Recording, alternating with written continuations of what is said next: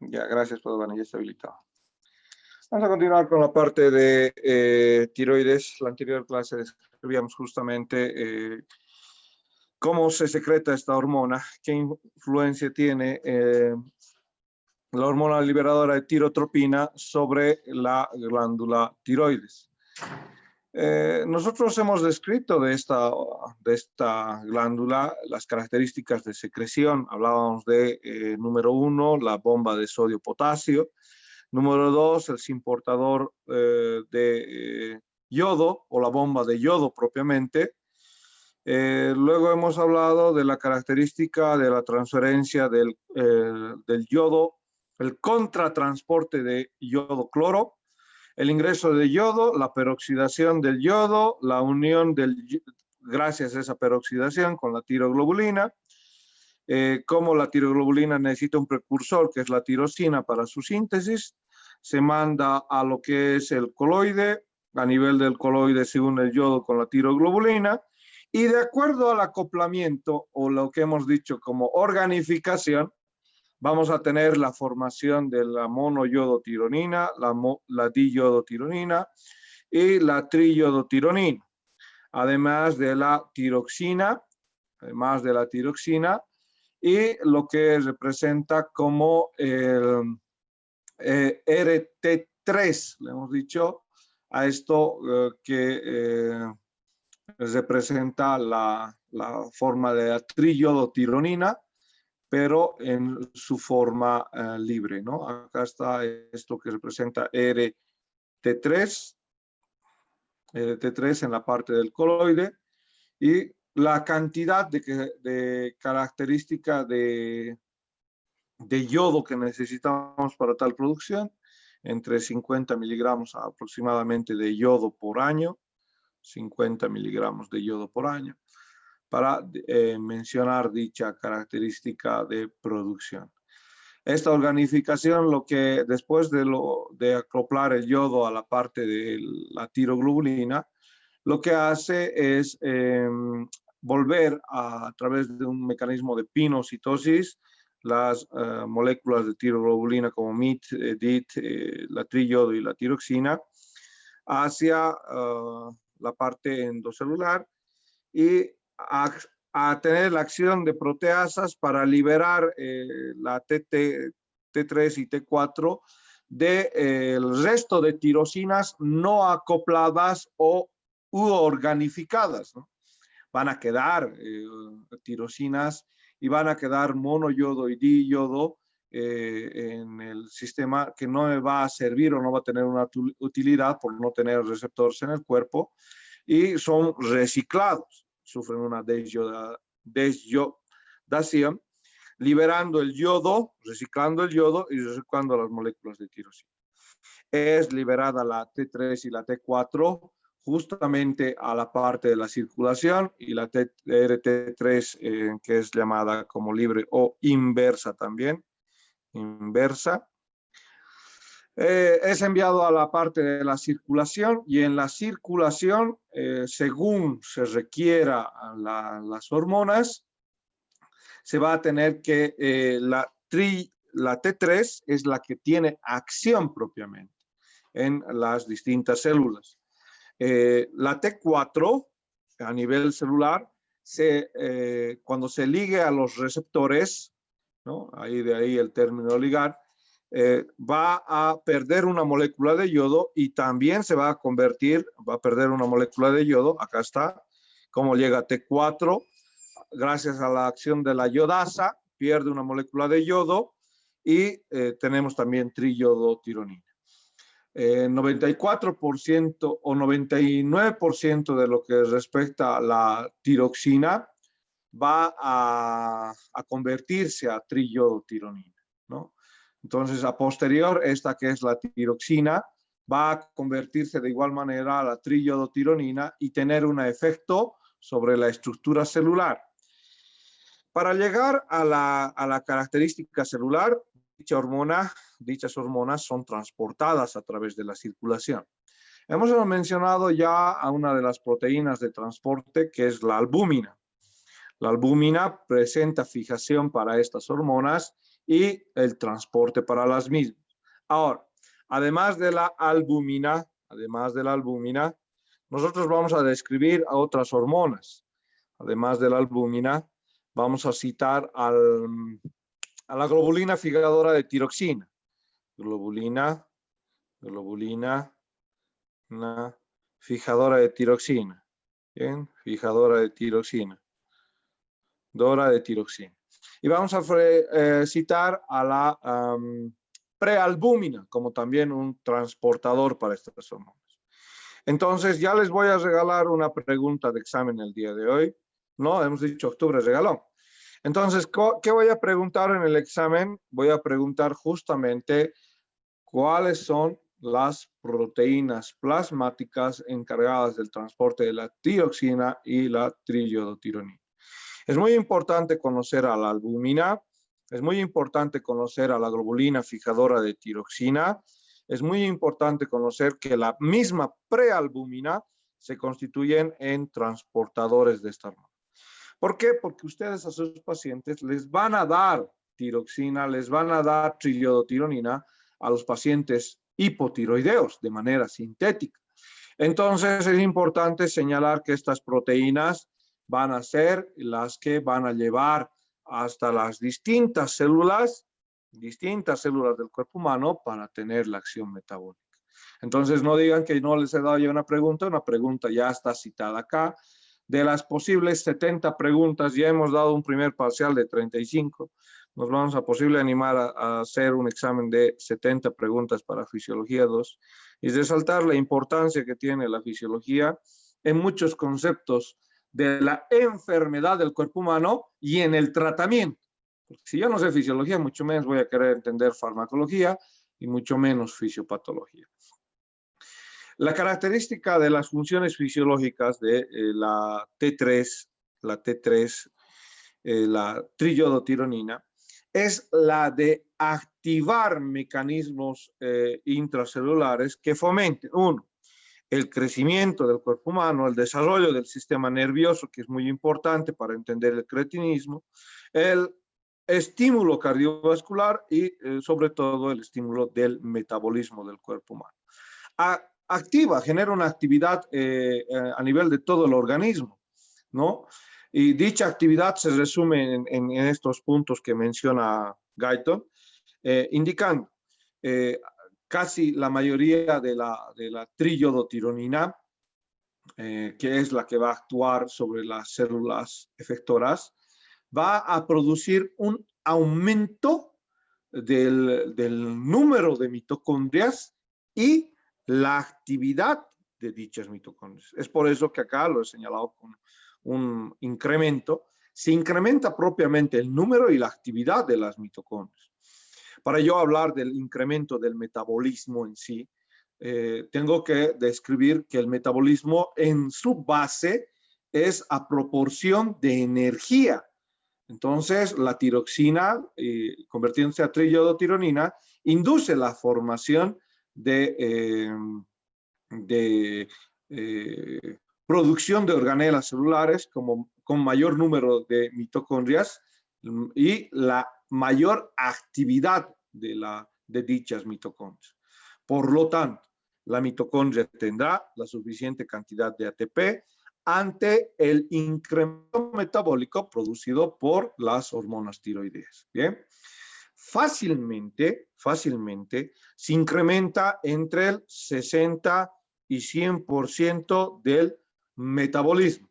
Esta va a ser una posible pregunta, ¿no? ¿Cuánto por ciento del metabolismo aumentan las hormonas tiroideas? Entre el 60 y por ciento. Es una posible pregunta porque es interesante conocer que 60% del metabolismo por encima del valor normal, la hormona tiroidea estimula a las distintas células. Entienden que es el 60 y el 100% de la capacidad metabólica. Es así que no solamente va a actuar sobre esta parte del metabolismo a nivel mitocondrial, va a actuar sobre el transporte activo de iones a través de la membrana celular. Nosotros tenemos al transporte o a la acción de la bomba sodio-potasio ATPase. este aumento de actividad potencia el transporte de iones de sodio y potasio entre los diferentes tejidos de acción por la hormona tiroidea, ¿no? Entonces, es este mecanismo donde la mayoría de las membranas hace que sean permeables al sodio, salga sodio e ingrese potasio. ¿Para qué? Para que se produzca una despolarización de dicha célula. Lo que están haciendo es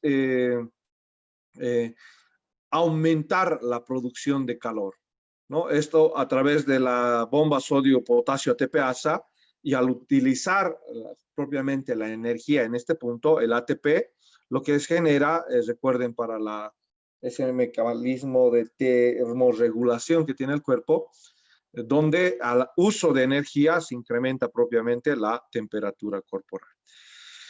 Si estamos aumentando la actividad metabólica, se incrementa el uso de oxígeno. Por lo tanto, hay mayor consumo de oxígeno. Dentro de las características metabólicas, hay mayor consumo de oxígeno. Va a haber mayor absorción de glucosa. Entonces, hay una estimulación sobre el metabolismo de hidratos de carbono, produciendo mayor absorción de la glucosa.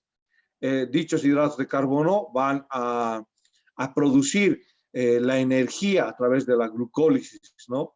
Entonces, en ese mecanismo de incremento de tasa metabólica. También va a haber la característica de producir nueva glucosa, gluconeogenia, ¿no? Y también glucogenólisis, destruir lo que se ha formado en torno a la nueva glucosa. Lipólisis. Por eso entendemos que cuando una persona que tiene T3, T4, y si la T3, T4 produce el efecto de lipólisis, ¿para qué? Para producir mayor energía. La estimulación del metabolismo de lípidos no tiene otro propósito que incrementar la concentración plasmática de ácidos grasos para producir la oxidación de dichos ácidos grasos. Entonces, ese es el mecanismo de lipólisis que hace la T3, T4. Aumenta la síntesis de proteínas. ¿Para qué? Para aumentar las características de transporte, que hemos dicho, el transporte celular, en torno a las características del sodio, potasio, ATPasa, a través de la membrana, ¿no? Vamos a tener otros efectos sobre el cuerpo a nivel cardiovascular. Entonces, vamos a tener un incremento del gasto cardíaco. Va a haber un aumento de lo que representa la característica del flujo sanguíneo. Y por lo tanto, el flujo sanguíneo sumado a la aceleración, todo esto es un conjunto, ¿no? Aumento de frecuencia cardíaca, flujo sanguíneo, lo que están incrementando es el gasto cardíaco. El efecto de vasodilatación que tiene la hormona la triiodotironina en el corazón, y el aumentar la fuerza de aceleración, aumentar la frecuencia cardíaca del corazón y aumentar la fuerza de contracción del músculo cardíaco, aumentan la presión arterial, la frecuencia cardíaca y las características de incluso llevar a sentir palpitaciones en el individuo. Entonces, todo este efecto cardiovascular es compensatorio. Vamos a describir cómo el frío, por ejemplo, el frío o personas expuestas al frío, lo que hacen es aumentar la liberación de la T3, la triiodotironina, y la T4. Entonces, ¿para qué hace el frío la liberación de T3, T4? Para aumentar las características de gasto cardíaco, flujo sanguíneo, frecuencia cardíaca, aumentar la tasa metabólica y aumentar la termogenia, con esto que representa la misma lipólisis, el mismo consumo de ATP en la función de transporte celular, y aumentar la termogenia, calentar al cuerpo, ¿no? Un efecto por otro, efecto cascada que tiene la hormona tiroidea, ¿no? No lo menciona acá, pero hay que mencionar que también se aumenta la presión arterial, ojo, a medida que suele aumentar la frecuencia cardíaca y existir el aumento del flujo sanguíneo, lo que vamos a tener es aumentar la presión arterial. Generalmente la presión sistólica suele aumentar entre 10 a 15 milímetros de mercurio. ¿Bien? Entonces, no tanto así la diastólica. No esperemos encontrar en el paciente hipertiroideo aumentos de la presión diastólica, sino aumentos de la presión sistólica, ya que son aumentos compensatorios, no aumentos patológicos. ¿Y dónde encuentro aumentos patológicos? En la presión diastólica. Por eso, más que la presión sistólica, me interesa cómo está la presión diastólica, porque cuando se incrementa la presión diastólica, como ustedes han visto en el sistema circulatorio, es como si llegáramos al punto de no retorno para el equilibrio de dicha función cardiovascular. Cuando nosotros hablamos sobre el desarrollo nervioso, la característica del desarrollo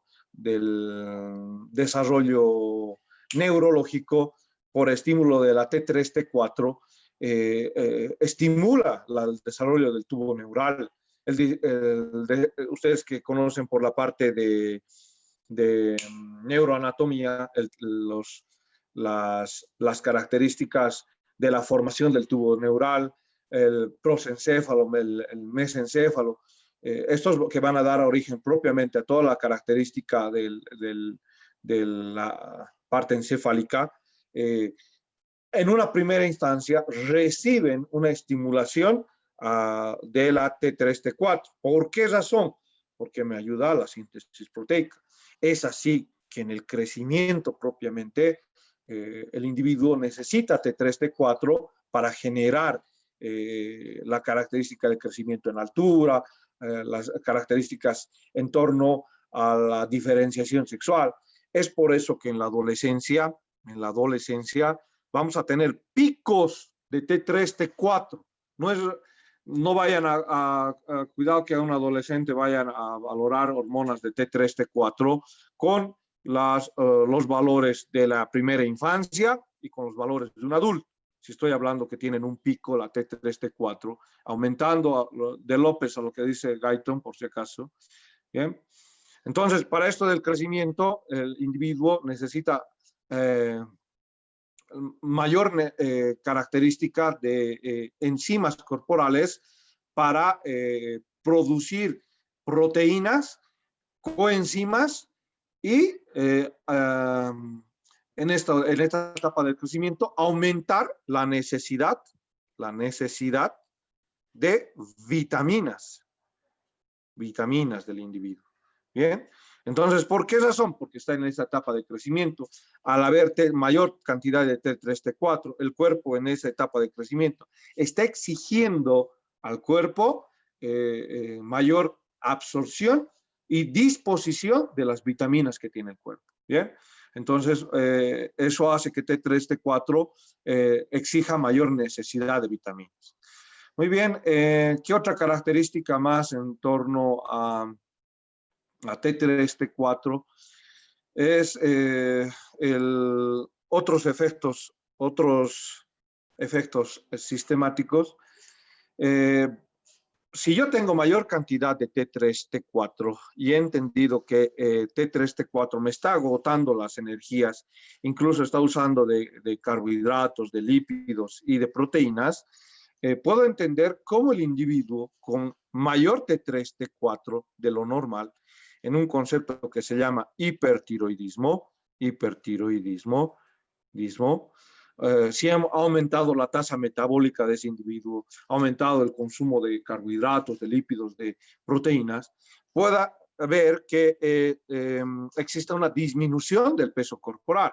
Los grandes aumentos de las concentraciones de la triiodotironina y la tiroxina producen adelgazamiento. Es así que el paciente hipertiroideo es una persona que es de constitución delgada y mal disposición del tejido graso. Entonces quiere decir que a nivel del cuello puede que el individuo desarrolle masa grasa o tejido graso, a nivel de la jiba de búfalo también, igual que el paciente con Cushing, ¿no? Entonces hay una maldistribución del tejido graso. ¿Por qué? Porque ha generado una movilización de los ácidos grasos. El individuo es delgado, repito, es delgado, pero tiende a producir trastornos de disposición grasa. Por lo tanto, el individuo tiene cúmulos grasos en pequeñas áreas. ¿Esto a raíz de qué? A raíz de también aumentar el apetito en dicho individuo. Entonces, a mayor T3, T4, mayores características de apetito en el individuo. ¿Para qué? Para compensar los cambios metabólicos que está teniendo el individuo, ¿no? ¿Qué más en torno a estos individuos? Ya hemos hablado sobre las características cardíacas.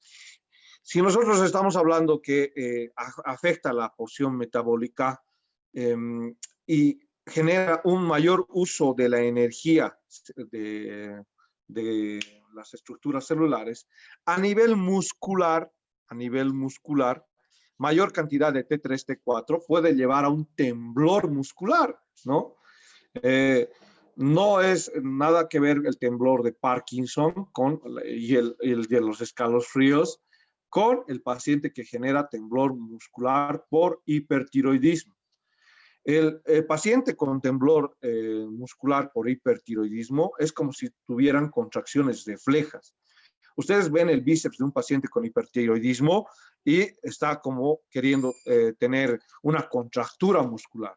Esa es la diferencia del temblor muscular en el hipertiroideo del de Parkinson. El de Parkinson genera temblor muscular por inestabilidad, por las características de la ausencia de la conducción nerviosa. Acá es por el agotamiento que muchas de las hormonas han producido a nivel de las células musculares. Entonces, ese temblor muscular es porque ha agotado la actividad mitocondrial, ha agotado la actividad metabólica de dicha célula. Entonces, es por eso.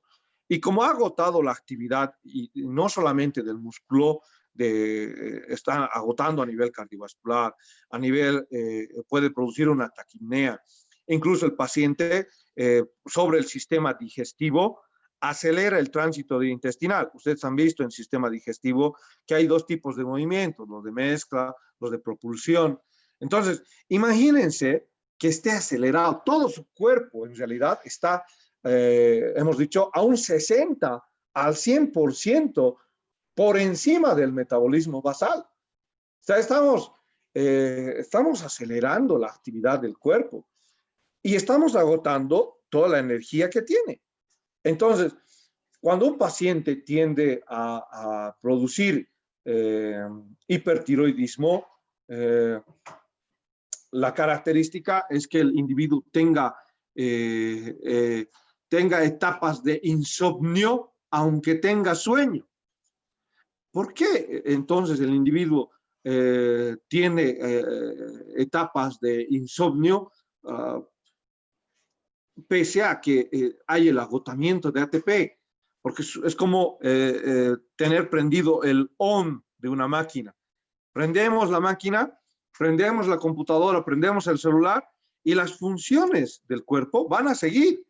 ¿Por qué? Porque seguimos teniendo T3, T4. No dejamos de tener T3, T4. Entonces, el individuo, pese a agotar ATP, va a tener esas características de querer estar, sigue en vigilia. Bien, esos efectos excitantes sobre el sistema nervioso central. Entonces, pero le va a ser difícil a ese individuo poder conciliar el sueño mientras siga liberando T3, T4. Y eso le va a llevar a etapas de insomnio. No siempre va a tener ATP, ¿no? Entonces, eso va a generar este trastorno.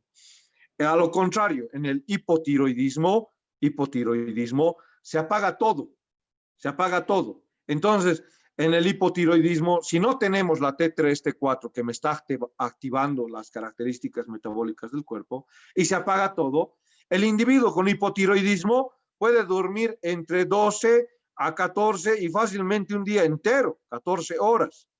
Ahora no me vayan a decir que ustedes tienen hipotiroidismo, ¿no? Porque tienen mucho sueño, entre 12 y 14 horas diarias. No. ¿Qué estarán haciendo de su vida? esta pandemia está generando un desorden en los horarios de dormir, de las actividades, en la mayoría de las personas que no tenían hábitos, ¿no? Eso está generando. Pero en las personas que están desarrollando hábitos, yo tengo el hábito de leer. Mi hora de lectura es de 7 de la noche a 10 de la noche. Imperdible. Entre esos horarios tengo que leer algo, porque es hábito. Entonces lo mismo, ahora ustedes si quieren, si le están dando más horas a su sueño, perfecto. Mañana pasado no digan cómo pasarán fisiopato y mañana pasado no cómo harán su rotación en terapia intensiva, ¿no? Entonces ahí las características les dejo para cuantificar, porque todo esto que están aprendiendo en fisiología lo van a cuantificar y lo van a tomar en cuenta en su paciente en terapia intensiva. ¿Por qué? Porque yo tengo que ver cómo está el paciente, si está en coma, cómo está T3, T4, cómo están las concentraciones de T3, T4 en este individuo. ¿Bien? Entonces, eso dentro de la característica de T3, T4. Otros sistemas también va a afectar sobre la función sexual. Entonces, quiere decir que en torno a los varones, la carencia de la hormona tiroidea permite, o sea, quiere decir menos T3, T4, va a permitir disminuir la libido sexual. Entonces, los pacientes con hipotiroidismo no tienen ganas de estar con pareja, ¿no? Entonces, dentro de las preguntas que ustedes van a aprender a hacer ya en su siguiente semestre, que es semiología, y en semiología empiezan a tener el criterio de revisión del paciente y preguntas y respuestas con el paciente. Y en ese sistema de anamnesis, que se llama el interrogatorio médico que hacemos, anamnesis, le preguntamos, pues, ¿tiene libido? ¿No? ¿Cómo está la libido? ¿Cuántas parejas sexuales tiene? También le preguntamos, ¿no? Entonces, si es soltero, si es casado, cuidado, hay que tener cuidado con esas preguntas. Cuidado que le diga, el que les responda 10 y su esposa esté contando, ¿cuál 10? ¿No? Entonces hay que tener cuidado con esas preguntas, hombre. Entonces ahí está la T3, T4, cómo afecta sobre la libido del individuo. En torno a las mujeres, además de alterar la libido, puede alterar las características de la menstruación. Entonces, en una mujer hipotiroidea, en una mujer hipotiroidea, vamos a tener alteraciones de la menstruación como menorragia o polimenorrea, es decir, alteraciones de la hemorragia menstrual excesiva, más frecuente. Entonces nosotros vemos mujeres que tienen lo normal, ¿cuánto era? Algunos de mis estudiantes de anatomía les decía, cuando llevábamos al laboratorio reproductor femenino, les decía, lo normal son 5 días de menstruación. Ahora que tengan mujeres que haya 10 días con menstruación, 15 días con menstruación, no es normal. Eso tiene que ser valorado en torno a la concentración de estrógenos y en torno a este concepto que están aprendiendo hoy, que dice la T3, T4, cuando hay disminución en mujeres, puede producir polimenorrea, una causa de hemorragia menstrual excesiva. 15 días a raíz de que la mujer es hipertiroidea.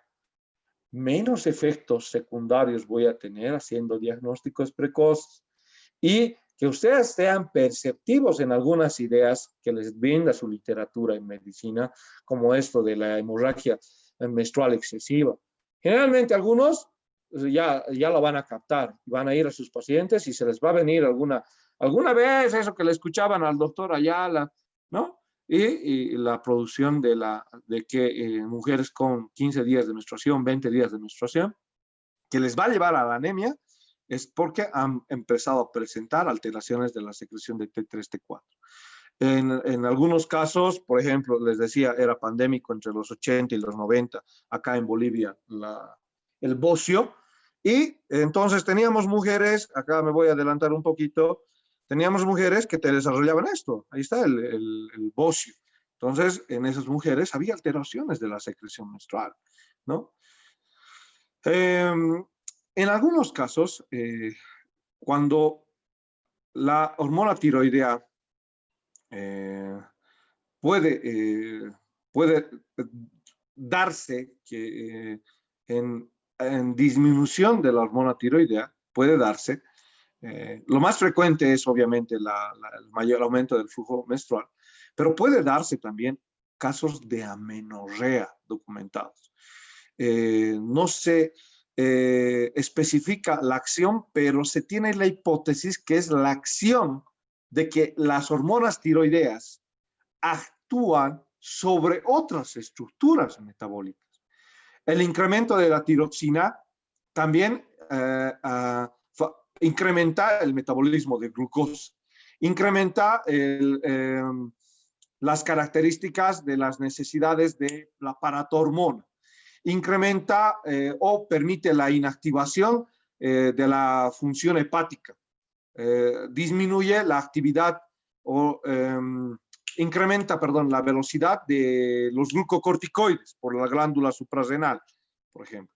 Entonces, a correlación de este sistema, se puede decir, después de haber activado el flujo menstrual, las alteraciones como la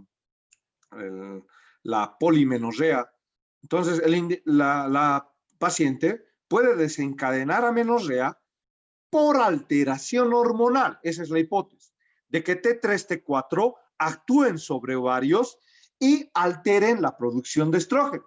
Y dicha producción de estrógenos altere la producción del endometrio. Ese es el mecanismo fisiológico y fisiopatológico para la función de la amenorrea. Lo he explicado. Entonces, cuidado que sea pregunta de examen también eso. ¿Qué más en torno al hipotiroidismo en la característica de esto que estábamos mencionando, o la acción sobre otros sistemas estábamos mencionando? Bueno, entonces hemos hablado de que el individuo que tiene menos T3, T4 va a tener la característica de menos líbido, ¿no? Eso no quiere decir que los pacientes con hipertiroidismo tengan más líbido.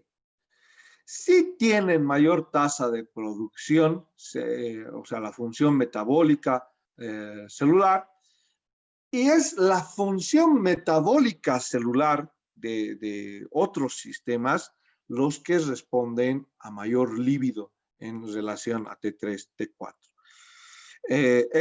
Esta característica, miren lo normal de la secreción, ahí está el metabolismo basal en la media normal, a secreciones de hormona tiroidea por día o en relación a 24 horas, ¿no? Acá nosotros tenemos de 100 miligramos día. Esa es la característica de secreción de en torno a T3 y T4, ambos día. Esa es la secreción de hormonas tiroideas día, ¿no? T3, T4. No se olviden que en mayor cantidad lo que se está produciendo es tiroxina, y luego la triiodotironina. Entonces, por eso, pero no, la misma tiroxina va a pasar a triiodotironina. Ambas, en realidad, están teniendo valores de esta cantidad, de 100 miligramos día más o menos, y llegan a la media normal del metabolismo. Quiere decir que si aumentamos a valores, por ejemplo, de 200 miligramos, ¿cómo vamos a tener la característica del metabolismo? Va a incrementarse alrededor del 20%. En 300 miligramos vamos a incrementar al 30%. Entonces, imagínense, hablamos de 600 miligramos día para hablar del 60% de aumento de la tasa metabólica, que a un principio describíamos en su importancia. Y habrá que reducir esta cantidad para ir disminuyendo el metabolismo. En un 10%, aquel que ha producido solamente 50 miligramos día.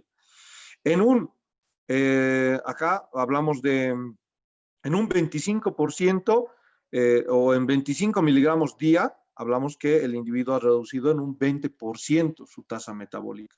¿Bien? Entonces nosotros vamos a describir esta correlación entre la producción y la tasa del metabolismo basal. La regulación está dada de dicha secreción por la característica adenohipofisiaria. mi primer factor de regulación para mencionar para que se produzca hormona tiroidea es el mecanismo adenohipofisial.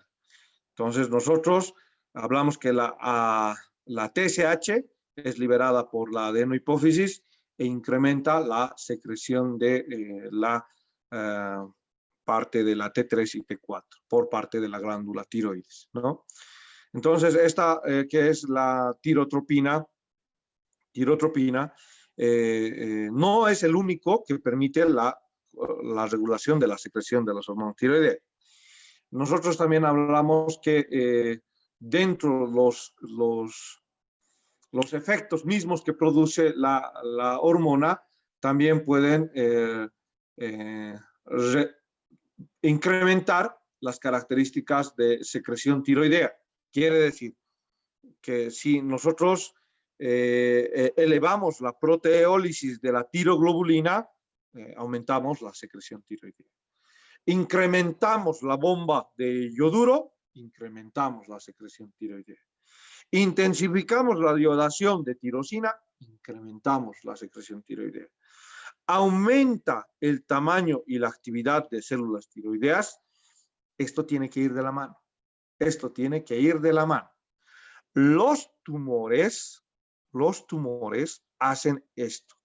Repito, los tumores tiroideos ocasionan este